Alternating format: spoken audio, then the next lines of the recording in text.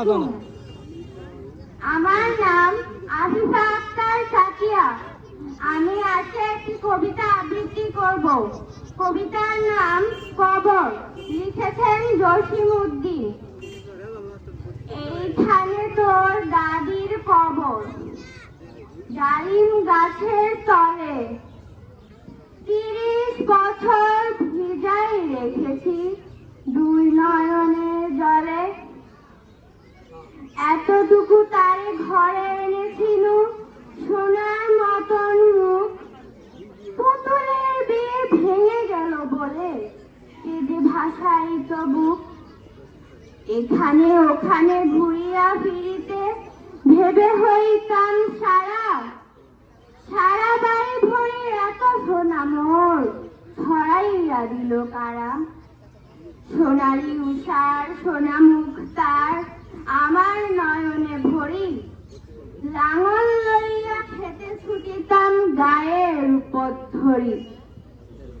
যাইবার কালে ফিরে ফিরে তারে দেখে লইতাম কত, এ কথা লইয়া ভাবি সাপ মোর তামাশা করিত শত। এমনি করিয়া জানি না কখন জীবনের সাথে মিশে ছোট খাটো তার হাসি ব্যথা মাঝে হারা হয়ে গেল দিশে।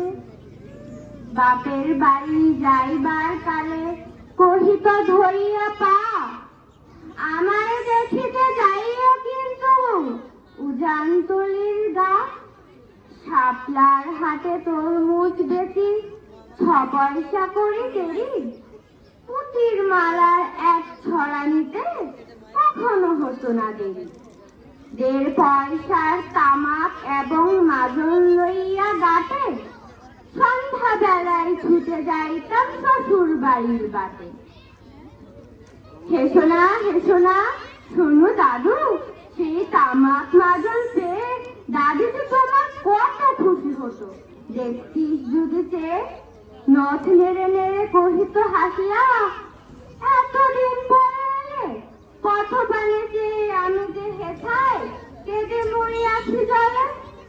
আমারে ছাইয়া এত ব্যথা যায় কেমন করিয়া হয়, কবর দেশেতে ঘুমায় রয়েছে নিঝুম নিরালায়।